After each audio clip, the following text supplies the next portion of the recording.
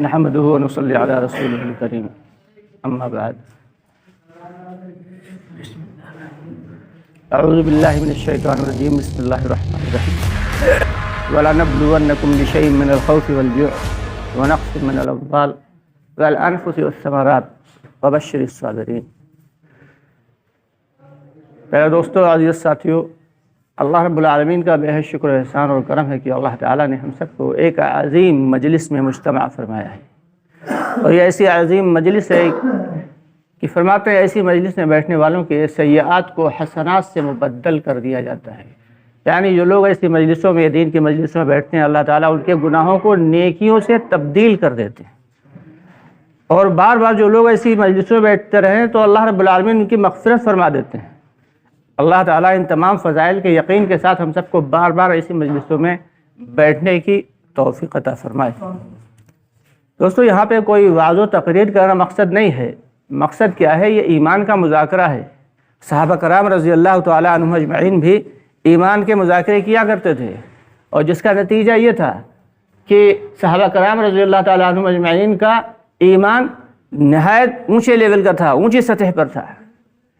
ایک صحابی ہیں، وہ اکثر لوگوں سے کہتے ہیں آؤ بیٹھو ایمان لے آئیں، آؤ بیٹھو ایمان لے آئیں، لیکن ایک ساتھی کو کچھ برا لگا، وہ اللہ کے نبی صلی اللہ علیہ وسلم کے پاس پہنچے اور شکایت کی کہ فلاں کیا ہم ایمان والے نہیں یا نبی اللہ، یا رسول اللہ کیا ہم ایمان والے نہیں؟ فلاں شخص اکثر کہتے ہیں آؤ بیٹھو ایمان لے آئیں۔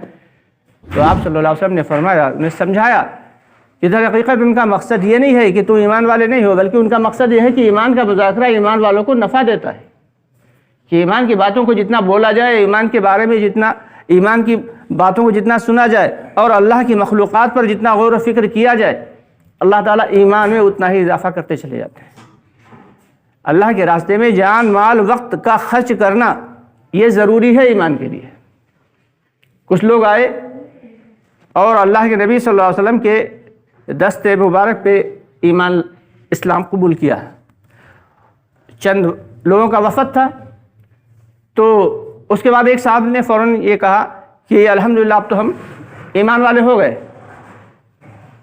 تو فوراً حضرت جبریل علیہ السلام قرآن پاک کی ایک آیت لے کے نازل ہوئے، جس کا مفہوم یہ ہے کہ اے نبی جی، آپ ان سے فرما دیجئے کہ ابھی یہ ایمان والے کہاں سے ہو گئے؟ ابھی تو یہ اسلام لا کے انہوں نے اسلام کو قبول کیا ہے، اب یہ مسلمان ہوئے ہیں، ابھی ایمان والے تو تب ہوں گے جب کہ جان، مال، وقت کو لے کے اللہ کے راستے میں نکلیں گے اور اللہ کے راستے میں جد و جہد کریں گے، تب ایمان والے ہوں گے۔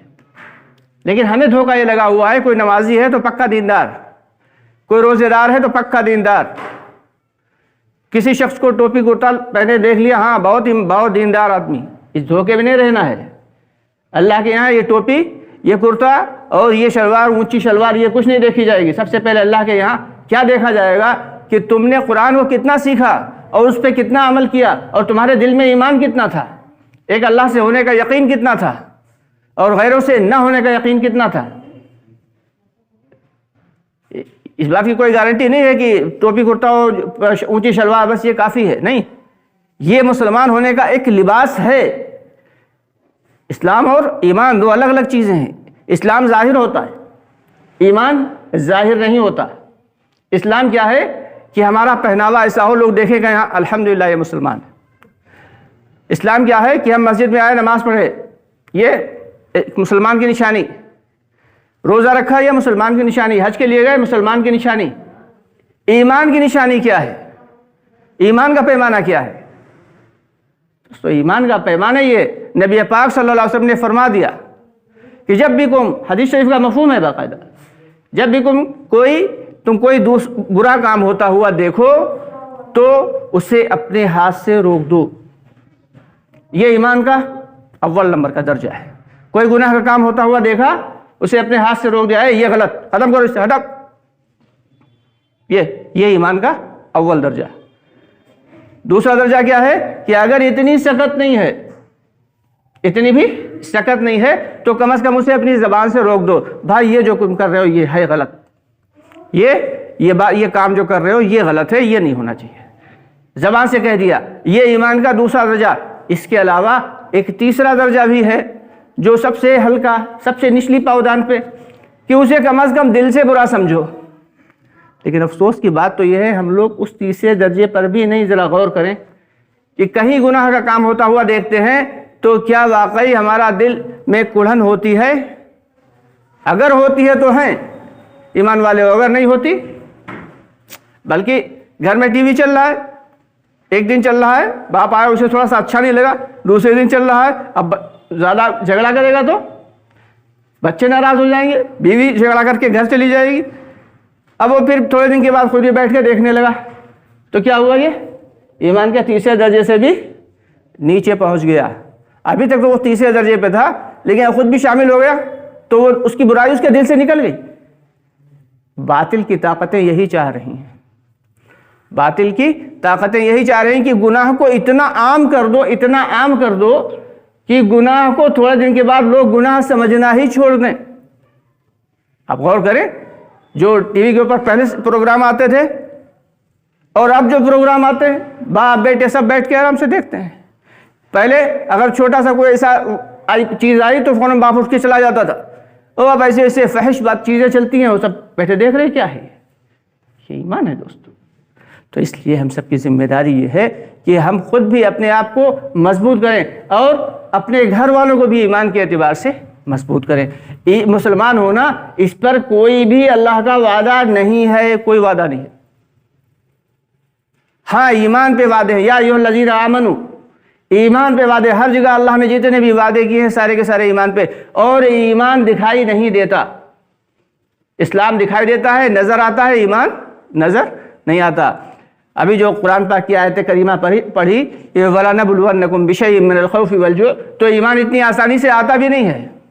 اللہ رب العالمین نے صاف صاف فرما دیا کہ تم کیا سمجھتے ہو تمہیں ہم ایسے ہی ایمان دے دیں گے، ایمان کی دولت عطا کر دیں گے؟ تمہیں آزمایا جائے گا جیسے تم سے پہلے والوں کو آزمایا گیا۔ وَلَنَبْلُوَنَّكُمْ بِشَيْءٍ مِّنَ الْخَوْفِ، کبھی الگ الگ چیزوں سے آزمایا جائے گا، کبھی خوف میں ڈال کے آزمایا جائے گا کہ اللہ تعالیٰ اتنا خوف مسلط کر دیں گے کسی دشمن کا، کسی دوسری چیز کا، اب اس پہ اپنے ایمان پہ قائم رہو تو ہم جانیں کہ تم مسلمان ہو۔ اللہ تعالیٰ آزمائیں گے من الخوف والجوع، کبھی اللہ تعالیٰ بھوک کے ذریعے آزمائیں گے، جیسے صحابہ کرام کو بھوک کے ذریعے آزمایا کہ گھاٹی میں بند ہیں، 3 سال کا وقفہ، 3 سال کے لیے شعب بن ابی طالب میں صحابہ کرام کو جو ہے بند کر دیا گیا، کوئی ان سے لین دین نہیں، ان سے ان کا حقہ پانی سب بند، کوئی انہیں نہ تو بیچ سکتا کچھ اور نہ ان سے کچھ خرید سکتا، بھوکے پیٹ ہیں۔ صحابہ کرام فرماتے ہیں بچے جو تھے وہ بلبلاتے تھے بھوک سے، کیونکہ ماں کی چھاتیوں کا دودھ سوکھ چکا تھا بھوک کی وجہ سے، تو بچوں کا رونا اور جو ہے چلانا برداشت نہیں ہوتا تھا۔ ایک صحابی فرماتے ہیں کہ ایک رات میں لیٹا ہوا تھا اور میرے پیٹ میں شدید درد تھا بھوک کی وجہ سے، اور میں تلملاتا ہوا گیا، مجھے ہلکا سا استنجا محسوس ہوا، میں استنجا کرنے کے لیے گیا، میں نے دیکھا ایک چمڑے کا ٹکڑا پڑا ہوا تھا، اس چمڑے کے ٹکڑے کو اٹھایا، جلایا، اس کی جو راکھ بنی اسے پھینک لیا، اوپر سے پانی پی لیا۔ تو اللہ تعالیٰ بھوک کے ذریعے بھی آزمائیں گے، بِشَيْءٍ مِّنَ الْخَوْفِ وَالْجُوعِ وَنَقْصٍ مِّنَ الْأَمْوَالِ، اور کبھی اللہ تعالیٰ کاروبار میں گھاٹا کر دیں گے، کبھی فصلیں تباہ کر دیں گے، کبھی بزنس برباد کر دیں گے، کبھی کوئی پارٹنر دھوکہ دے کے چلا جائے گا، کبھی کوئی اچھی بہترین چلتی ہوئی دکان اور کاروبار برباد ہو جائے گا ایک لمحے میں۔ اللہ کے لیے کیا مشکل ہے؟ جیسے اللہ دے سکتے ہیں ایسے اللہ لے بھی سکتے ہیں۔ وَنَقْصٍ مِّنَ الْأَمْوَالِ وَالْأَنفُسِ، اور تمہیں جانوں کے ذریعے بھی آزمایا جائے گا کہ جان کا خوف ہوگا، اور بلکہ ایسے بھی آزمایا جائے گا۔ وَالثَّمَرَاتِ، اور کبھی کھیتی باڑیوں میں نقصان کر کے اللہ تعالیٰ آزمائیں گے، اور کبھی باغوں میں نقصان کر کے اللہ تعالیٰ آزمائیں گے۔ اور جو ان تمام نقصانات میں اور پریشانیوں میں اور حالات میں اور مشکلات میں اللہ کے اوپر کامل یقین بنائے رکھا، اور جس نے حضور پاک صلی اللہ علیہ وسلم کا پاکیزہ طریقہ نہیں چھوڑا، وَبَشِّرِ الصَّابِرِينَ، ان کے لیے جو ہے صبر کرنے والوں کے لیے بشارت ہے، خوشخبری ہے جنت کی، دنیا میں بھی اور ہمیشہ ہمیشہ والے آخرت۔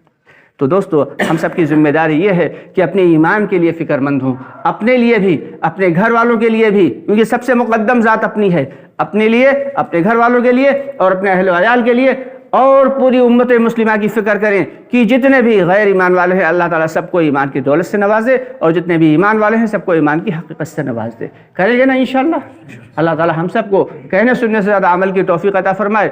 دوستو، اسی سلسلے میں اللہ کے راستے میں نکلا اور نکالا جاتا ہے۔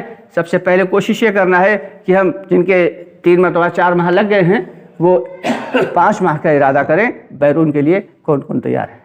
بتائیں بھائی۔